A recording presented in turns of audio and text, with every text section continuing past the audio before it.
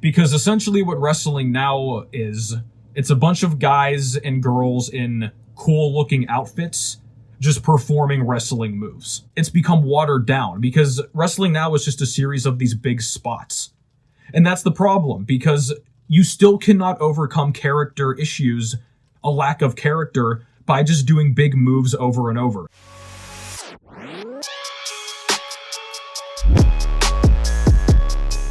Chest up, shoulders back. Welcome to Revival Wrestling, everybody, where I have better wrestling takes than you, and you know it. And today we're going to talk about something that, if you're a wrestling fan, you organically reach this conclusion.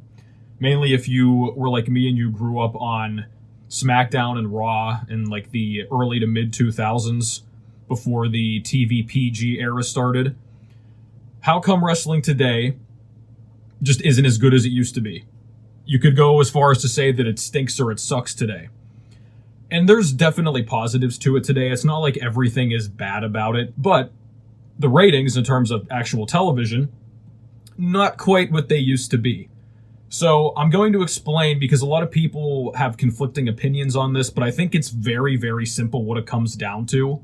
Why way less people watch wrestling today than they used to. Why walking down the street now, probably not a single person could name who is a champion in any promotion. If you went up to a person today on the street and were like, hey, you see Roman Reigns? They'd be like, who is that? Right? If you did the same thing 20 years ago and said, hey, did you see Stone Cold? They'd be like, I know who that is. Now, before we start, I want to dismiss a couple claims that people make. I think they're just blatantly wrong. So as alluded to when I started this video, the first thing people are going to say is, oh, well, it's because of the rating. The TV PG-14. That is not true, guys. Okay, now, could you argue the product's a little bit more intriguing with the TV-14 rating because you can swear more and maybe more blood and more risque, if you catch my drift, right? You could say that. But TV-14 alone, the TV rating by itself, does not make a good product. For a great example of this, look at AEW. They have a TV-14 rating, and they have since they started, and their shows suck. Very, very bad. They're going to fit a lot of the criteria I talk about coming up, but simply having a more dirty rated show does not guarantee that the product itself is good. And as I said too, there's plenty of good wrestling happening and decent storylines, even though they're more rare today. There's plenty of good storylines happening under the TV PG umbrella. So even though you're limited from that aspect in terms of the edginess of the product, TV-14 alone is not the cause of it. That's a very limited perspective, I think. You need to think much bigger than that.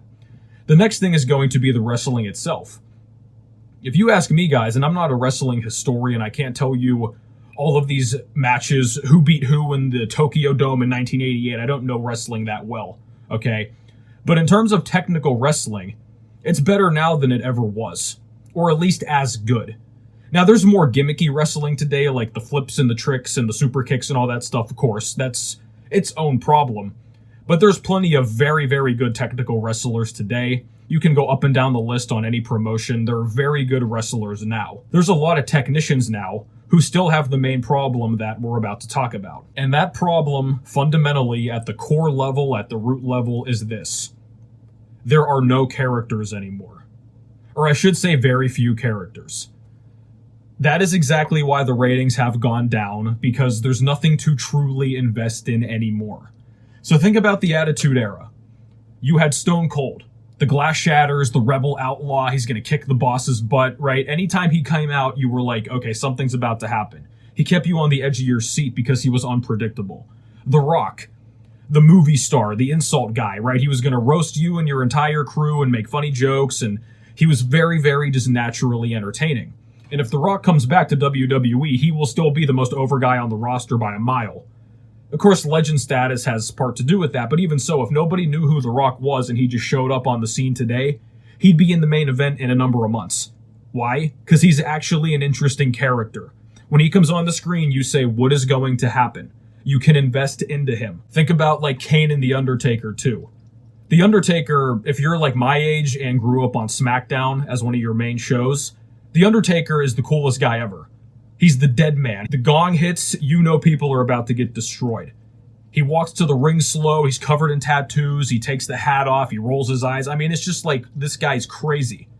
Same with Kane, right? At least, you know, they ruined him toward the end, and now he's the mayor of like Knoxville or Knox County, Tennessee. He's taken quite a turn, but still, the Kane character is legendary. It's a massive 7-foot giant. You have no idea what the guy's going to do. He's covered up by this mask and this hair. He doesn't say anything, right? It's just an aura about him. That's a good character. But that goes into why wrestling today doesn't fit that bill.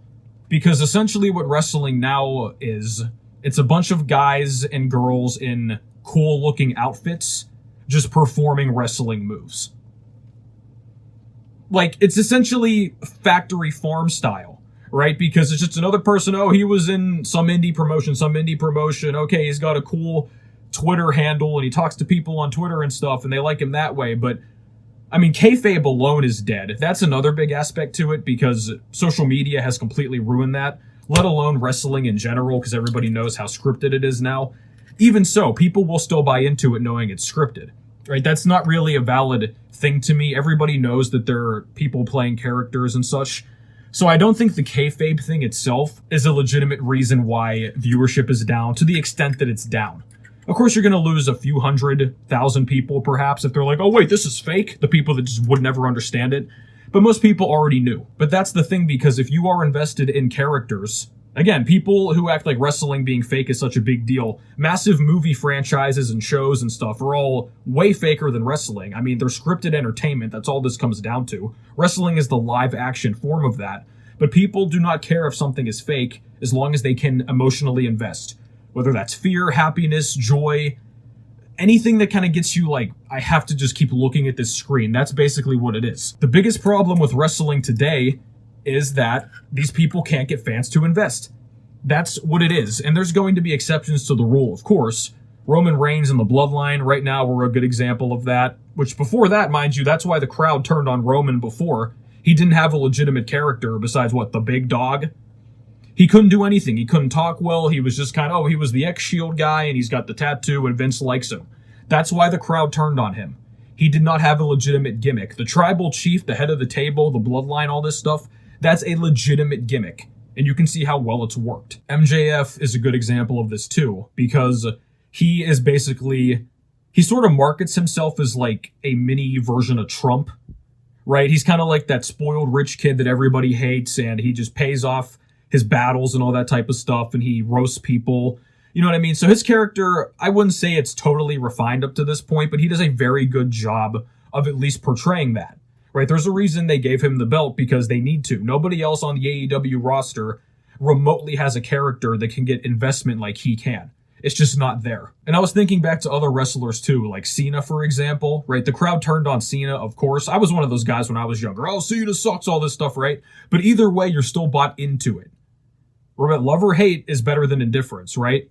So Cena's character basically went from the wannabe rapper Thugonomics guy, and then he became basically the new age Hogan. He was the clean-cut company guy, salute the troops, all this stuff, right? But even so, hustle, loyalty, respect, those are kind of vague terms, but that is still a gimmick, right? I mean, he was basically just a upstanding good dude who wore jorts. Individual charisma is going to make this more variable based on the level of the character, but you still need something that gets people to buy into you. And that's what a lot of modern wrestling fans have a hard time with, because they will watch people perform moves, which that's why in all these matches now, when people have the holy S chant and they chant, oh my God, one more time, all this stuff, a lot of the time it's become watered down, because wrestling now is just a series of these big spots. And that's the problem, because you still cannot overcome character issues, a lack of character, by just doing big moves over and over. That's what a lot of wrestlers now try to do. You can see this on both AEW and in WWE, and especially the indie promotions. The indie promotions are full of this stuff. Oh, I'm going to do a super somersault off the ladder. I'm going to just cut myself open constantly and always be bleeding. I'm going to do this and that and this cool move, right? You can do that, and that's going to get a pop from the crowd because of how cool it looks. But ultimately, once the match is over, it's like, okay, but what happened? What is next? If you ask me, a great example of this is the Young Bucks. Because you can look at the AEW ratings whenever they get on TV. They lose at least 100,000 viewers almost like clockwork every time the Young Bucks come on TV. Why is that? The hardcore AEW fans love the Young Bucks, but once again, do they have a character? They're basically out-of-shape guys who can do cool wrestling moves, and that works for what it's worth, but in terms of mainstream appeal, it's never going to happen. And that's a whole nother topic, right? Because wrestling, in terms of the physiques now, I've said before, guys, you cannot just only rely on the biggest guys, right? That's not a good strategy. But even so, man, a lot of these wrestlers now, especially the AEW indie type guys, they don't even hit the gym seriously. That's what blows my mind. Like, this is your profession and you're so late. Like, these guys are going to sit on Twitch and Twitter all day and talk to fans as opposed to going to the gym. I mean, really, dude? You can teach anybody to do wrestling moves. And of course, there's going to be some varying degrees of athleticism and genetics and stuff, but you can teach anybody to do the vast majority of wrestling moves. If you can teach them to do it, and if they are willing to do it, they will do it. You cannot teach swag and charisma. You can improve characters and teach acting to a good degree, but ultimately, people have the charisma or they don't. In the case of somebody like Roman Reigns, it had to be brought out of him more if you're scripting them too heavily, but you cannot teach or buy swag, ultimately. And you can tell by a lot of these modern wrestlers now, they don't have an ounce of swag. If you're somebody who is just pretty fat, like Dusty Rhodes was, that can even work for you if you have the charisma to back it up. He had the charisma. A lot of these wrestlers now, again, I have to go back to AEW constantly because they have just so many bad examples of what not to do. But these guys come out, they don't lift, they barely have any muscle mass, they don't stand out, they don't have a character, and in the ring they're just whatever. I mean, like, these guys have like nothing going for them, and then they're surprised whenever they can only hold this many viewers per show. But that's what it ultimately comes down to. You could have the best writing team in the world, the best booking, all this stuff, which a lot of guys don't have remote access to that now. Even so, you cannot outbook or outwrite a lack of character. That's fundamentally what it comes down to, and that's why now there's good waves of modern wrestling, there's good storylines, there's high points and low points. But the thing is now the low points are very, very low, and the medium points, like kind of just the average filler time on something like Monday Night Raw especially, nobody cares about it. Like, the guys in the mid-card in WWE used to be over. The guys now in the mid-card, nobody cares. The undercard is pretty much irrelevant, and even guys who get put into the main event scene now, that can come and go because people aren't truly invested in the character. So how this improves, I don't really know. I mean, maybe this is just a symptom of my generation, kids who were raised more soft. You know, they're just always seeking validation and appeal. They're more concerned with appeasing SJWs on Twitter and stuff than actually creating an enticing character. I'm just kind of spitballing here, but man. But that's ultimately why wrestling is pretty boring today. Regardless of the matches, the booking, the skill sets, any of this stuff, it's because there's an overall lack of character. So let me know below what you guys think, and I will talk to you next time.